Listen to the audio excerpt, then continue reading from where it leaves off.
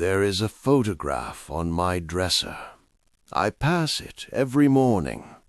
I have passed it for years now, and most mornings I don't stop. But some mornings, the quiet ones, when the light comes in low and the house doesn't make any noise, I stop and I look at it. And I don't recognize the man looking back at me. Not because I've aged, that I understand, that I expected. I don't recognize him because of the expression on his face, the way he's standing, the way he seems so certain of something, so settled inside himself. I don't remember being that person, and I'm not sure anymore whether I lost him slowly or whether I handed him away. My name is Walter Emmerich. I am 89 years old. I live alone in the same house I've lived in for 51 years, and most days the silence here is the loudest thing I know. I'm not recording this because I think I have something to teach anyone. I want to be clear about that. I have watched enough of my life pass to know that nobody learns anything from being told. You only learn from living it, and sometimes not even then. I'm recording this because there is something sitting in my chest that has been sitting there for a very long time, and I am running out of mornings. That's all. I grew up in a small town in Ohio, the kind of town where everyone knew your father's name before they knew yours. My father was a quiet man, steady. He worked in the same hardware store for 34 years. He came home at the same time every evening, ate the same supper, sat in the same chair. And when I was young, 17, 18, I thought that kind of life was the saddest thing I could imagine. I told myself I would be different, and I was. That's the part I've been thinking about. I left Ohio when I was 22. I had a business degree and the absolute certainty that I was meant for something larger than what I'd been given. That's not unusual. Most young men feel that. But I held on to it in a way that became something else over time, something harder. I moved to the city.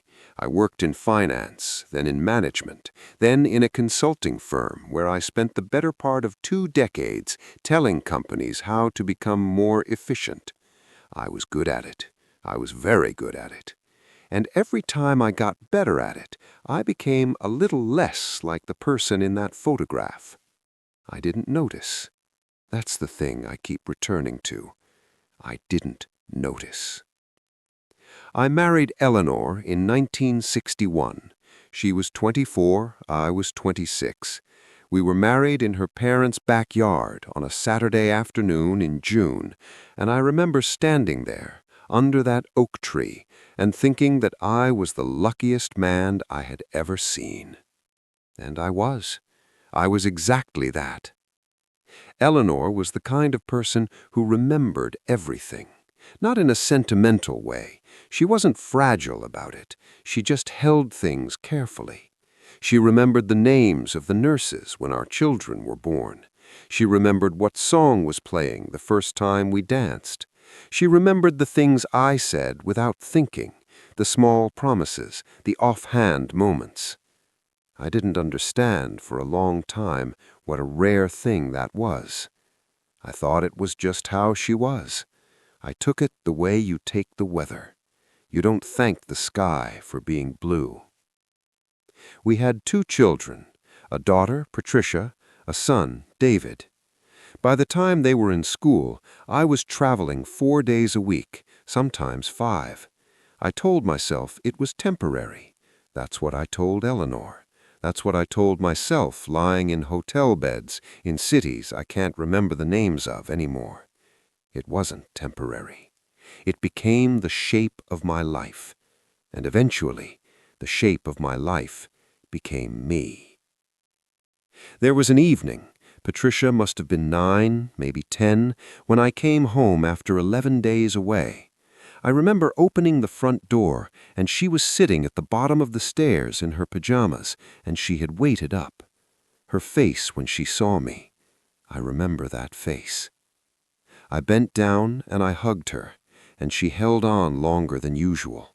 And then I put her to bed, and I went back downstairs, and I made myself a drink, and I looked over the briefing materials I needed for the morning. I have thought about that night more times than I can count. Not the hug, not her face, the fact that I went back downstairs. Eleanor used to say, early on, that I had 2 speeds, fully present and completely gone. She said it without bitterness the first few times, almost with affection, the way you'd describe a strange habit in someone you love. But somewhere in the middle years, she stopped saying it, and I think the stopping was worse than the saying. When someone stops pointing out the thing that hurts them, it doesn't mean it stopped hurting. It means they stopped expecting it to change. I didn't understand that then.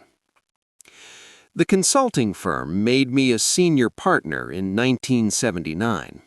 I remember the dinner they held for it. A private room in a restaurant downtown, the kind of place with cloth napkins and no prices on the menu. There were speeches, there was applause. I sat at the head of the table, and I felt, genuinely, that I had built something real. Eleanor was there. She wore a green dress. She smiled when they said my name. On the drive home, she was quiet. Not unhappy quiet, just quiet. I asked her what she was thinking. She said, "I'm thinking about what you're going to do now that you've gotten here." I laughed. I thought she was being funny. She wasn't being funny. I know that now. I don't want to make this sound like Eleanor was a woman who suffered silently and waited for me to wake up. That would be a simple version of something that wasn't simple. She had her own life, her friends, her garden. Later, she went back to teaching, which she had given up when the children were small. She was good at it. Her students loved her in a way that I heard about for years after she retired. She was not waiting for me. She had simply built her life in the spaces I left empty. And one day I looked up and I realized there was an entire architecture to her world that I hadn't been part of building. That was a strange feeling. I want to be precise about what it was. It wasn't jealousy. It was something closer to grief. David stopped calling as much when he was in his 30s. It happened slowly, the way most things happen. There was no argument, no event, just a gradual lengthening of the space between calls, between visits, between the moments when he seemed to actually want to talk rather than simply report. I asked Eleanor about it once. She was quiet for a moment, and then she said, "Walter, he learned from you that work comes first. You can't be surprised that it did." I wanted to argue with that. I sat with it for 3 days. I couldn't argue with it. There is a version of my life where I understand earlier. I have imagined that version many times. In that version, I come home from the trip and I don't go back downstairs. In that version, I hear what Eleanor is really asking on the drive home from that dinner. In that version, I am curious about my children in the way I was curious about quarterly projections and client strategies. But that version requires a different man, and the different man would have had to start becoming himself long before I was ready. That's the part nobody tells you about the life you don't live. It wasn't one choice. It was 1,000 small choices, each one so ordinary that it never felt like a choice at all. Eleanor died in 2014, April, a Tuesday. She had been ill for about 18 months, and in those 18 months I was more present than I had been in perhaps the 40 years before them. I sat with her. I learned how she took her tea in the afternoons, which I should have known and didn't. I listened to her talk about her students, her garden, the places she had always wanted to see. One afternoon she said to me very gently, "You're here now." I said, "I'm sorry it took so long." She took my hand and she didn't say anything. I don't know what that silence meant. I've turned it over many times. It didn't feel like forgiveness exactly. It didn't feel like blame. It felt like the truth, held quietly between two people who had run out of the one thing you can't replace. Patricia visits twice a year. She lives in Portland now. She has her mother's eyes and her mother's way of holding things carefully. When she visits, she asks me real questions. She sits with me in the kitchen and drinks coffee, and she stays for 3 or 4 days. I am grateful for that in a way I don't know how to say out loud. David and I speak on the phone. It is not unkind, but there is a distance in it that I recognize because I built it. Not out of cruelty, out of absence, out of all the years when he was learning who his father was, and I was somewhere else, becoming someone else entirely. We don't talk about it. I'm not sure talking about it would change the shape of what it is. I found a journal of Eleanor's last year. I wasn't looking for it. It was in a box in the closet behind some old tax files, and I found it maybe 6 months after she passed, when I was finally going through things. I almost didn't open it. I sat with it in my lap for a long time, in the kitchen, with the afternoon light coming through the window. And then I opened it. I will not say everything that was in it, but I will say this. She had written near the beginning, "I think he is finally beginning to come back. I don't know who he is becoming, but he is here." And near the end she had written, "I always knew he was in there. I just could not always find him." I closed the journal. I sat in that kitchen for a long time. I have been thinking lately about who I was at 22, standing on a train platform in Ohio with a suitcase and the complete conviction that I was going somewhere important. I was not wrong that I was going somewhere. I just didn't understand then that the place you arrive at is made of everything you brought with you and everything you left behind.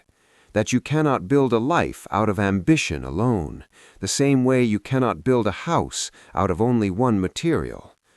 I didn't know that at 22. I am not sure I knew it at 50. I am quite certain I knew it fully, only when it was too late to do much with the knowing. That photograph on my dresser. It was taken in the backyard of my parents' house in Ohio the summer before I left. My mother took it. I'm standing near the fence, squinting a little into the sun. I'm wearing a blue shirt I don't remember anymore. And there's something in my face, some kind of ease, some kind of unguarded thing that I spent the next 40 years pressing out of myself in the name of becoming serious, professional, dependable, successful. I pressed it out so thoroughly that I forgot it had been there. Eleanor saw it, I think. She saw it, and she spent years trying to point toward it without saying the words, because she knew I wasn't ready to hear them. Patricia sees it sometimes, when she visits and I forget to be composed, when I laugh at something in the kitchen, or when I'm tending the garden. She'll look at me a certain way and not say anything. I think she's seeing the man from the photograph. I think he's been here all along, just very quiet. I don't have a way to end this that feels finished. That's the honest thing. The older I get, the more I understand that nothing really finishes. It just continues in a different form. Eleanor continues in Patricia's face, in the way David holds his coffee cup, just like her, both hands, even in the summer. She continues in the garden out back, which I have kept going because I don't know how to let it go. And I continue in the choices I made, and in the choices I didn't make, and in the long, slow process of becoming a man that I am only now, at 89, beginning to understand. It took a long time. It took longer than it needed to. And I am sitting here in this quiet house, finally acquainted with myself. Finally. If you've stayed with me this long, I don't have anything to offer you. No advice, no summary, no neat conclusion. Just this. If something in what I said feels familiar to you, if some part of it sits with you in a way you'd rather not examine, then maybe just sit with it for a little while. Don't run from it. It will still be there when you come back. It always is.